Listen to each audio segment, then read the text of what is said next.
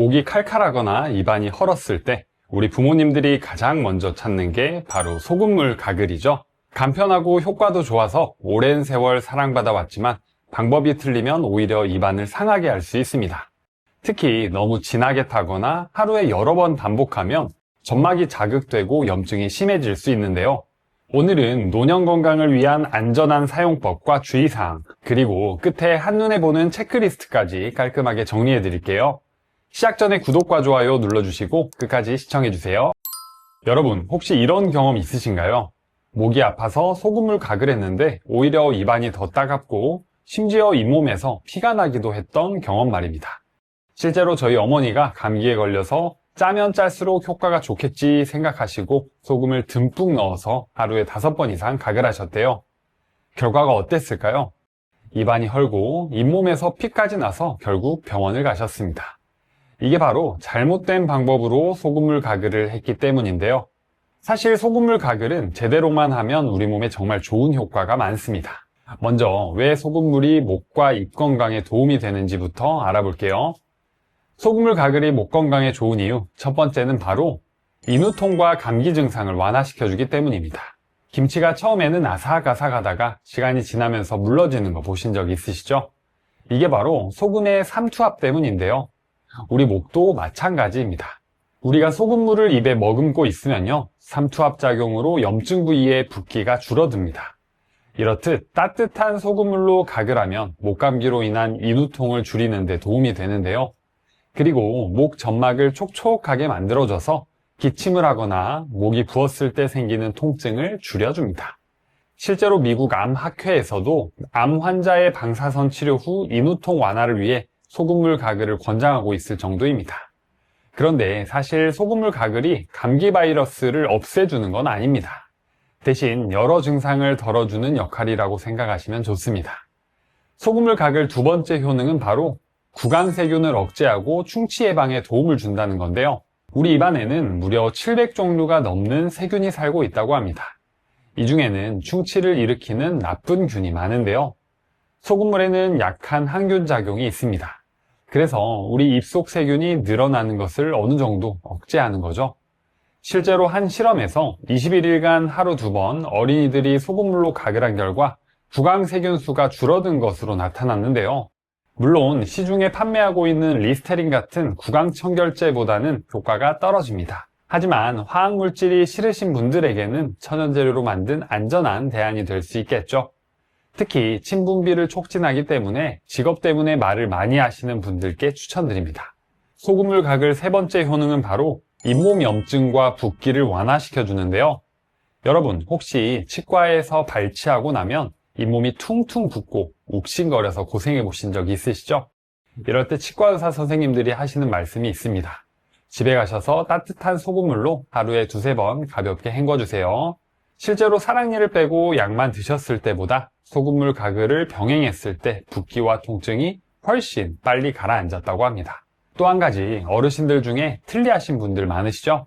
틀니가 잇몸을 세게 눌러서 헐어버리고 빨갛게 붓는 경우가 흔합니다. 이럴 때 자극적인 구강 청결제 대신 따뜻한 소금물로 부드럽게 가글해보세요. 자극받은 잇몸이 금세 진정되고 상처가 세균에 덧나지 않도록 도와줍니다. 네 번째는 구내염 관리에 좋은데요.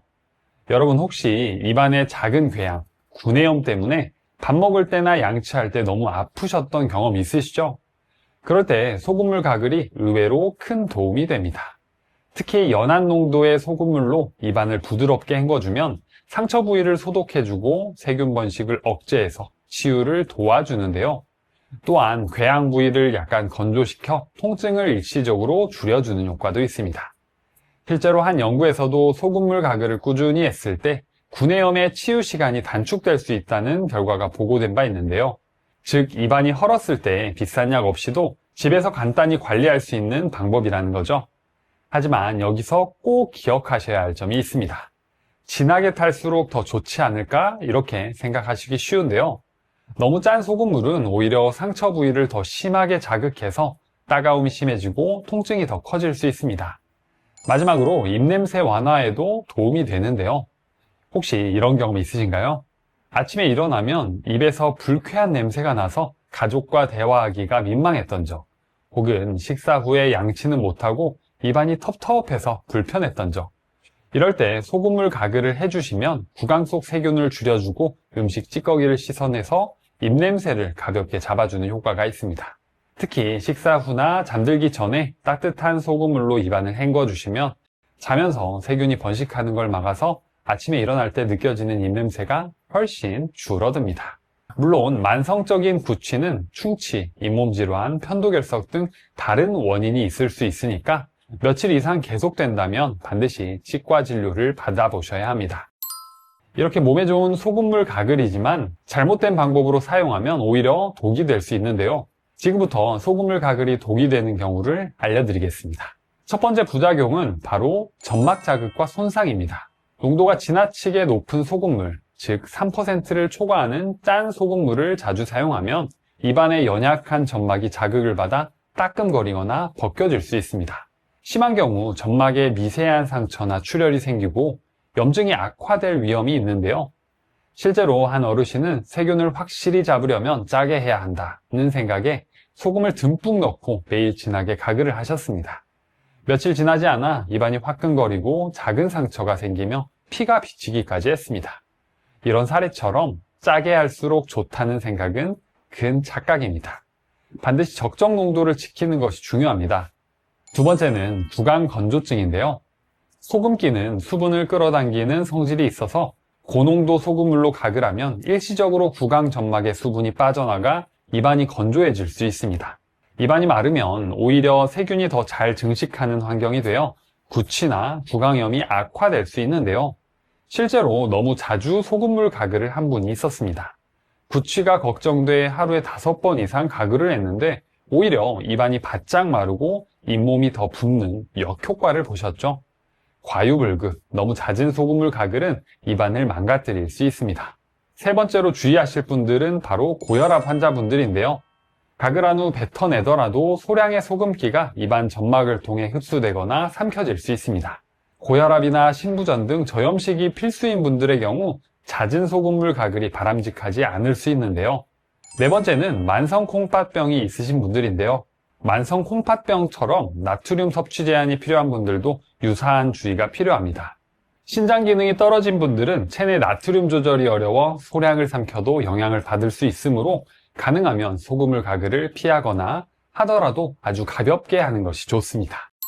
그렇다면 어떻게 해야 안전하고 효과적으로 소금물 가글을 할 수 있을까요? 먼저 가장 중요한 소금물 농도부터 알려드릴게요.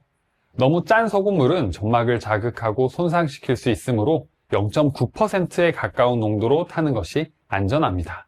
보통 물 1컵, 그러니까 240에서 250ml에 소금 2분의 1티스푼, 약 2.5g을 녹이면 0.9% 농도의 생리식염수와 비슷해집니다. 약간 진하게 효과를 높이고 싶을 때도 한 티스푼을 넘지 않도록 하는데요. 대개 소금물 농도 1에서 3% 이내로 하는 것을 권고하며 3%를 넘길 경우 구강과 목점막 손상의 위험이 높아집니다. 두 번째로 물의 온도도 중요한데요. 가글에 사용하는 물은 미지근하거나 약간 따뜻한 정도가 좋습니다. 대략 체온 정도인 37도 정도가 적당한데요. 너무 찬 물은 효과가 떨어지고 너무 뜨거운 물은 구강 점막을 손상시킬 수 있습니다. 따뜻한 물은 소금을 빨리 녹여주고 목의 혈액순환을 도와 인후통 완화에도 더 유리합니다. 세 번째는 올바른 가글 방법인데요. 소금물이 완전히 녹았다면 한 모금 머금고 고개를 약간 젖혀 목구멍까지 닿도록 입안을 헹굽니다. 이때 아 소리를 내거나 목 깊숙이 구역질이 나지 않을 정도까지 가글액을 보내면서 목의 뒷부분까지 닿을 수 있는데요.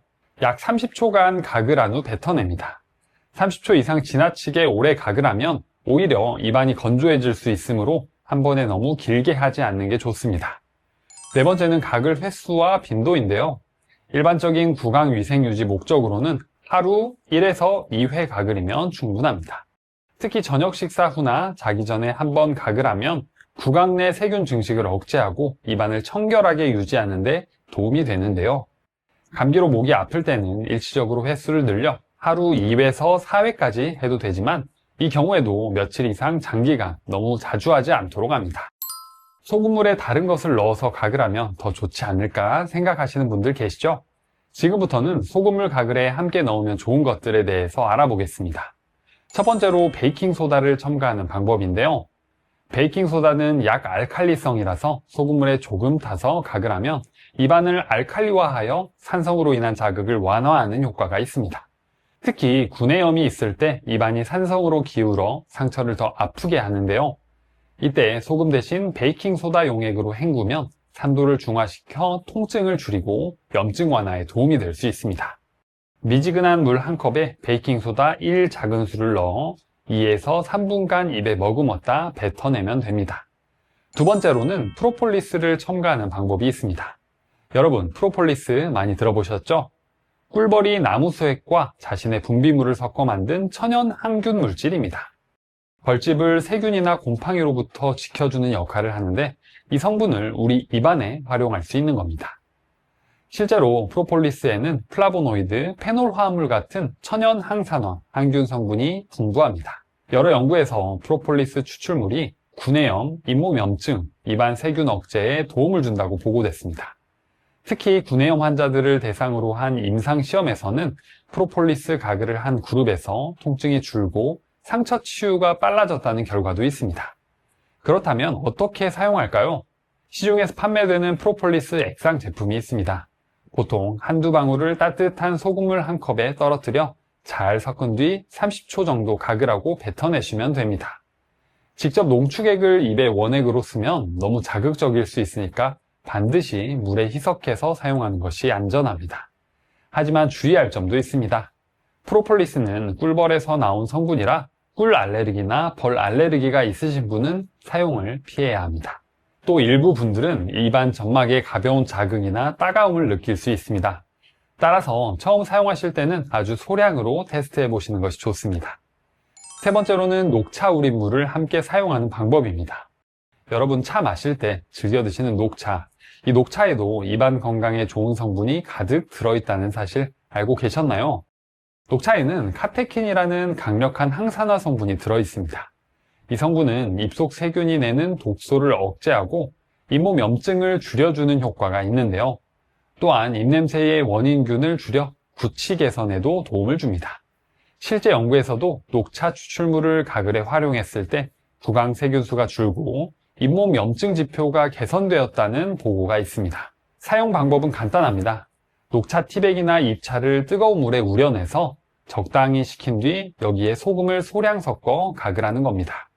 이렇게 하면 소금물의 살균 효과와 녹차의 항균, 항산화 효과를 함께 얻을 수 있습니다. 특히 입냄새가 고민이신 분이나 잇몸이 자주 붓는 분들께 더 도움이 될 수 있는데요. 또 녹차 특유의 향 덕분에 단순한 소금물 가글보다 훨씬 상쾌한 느낌을 주는 장점도 있습니다. 하지만 주의할 점도 있습니다.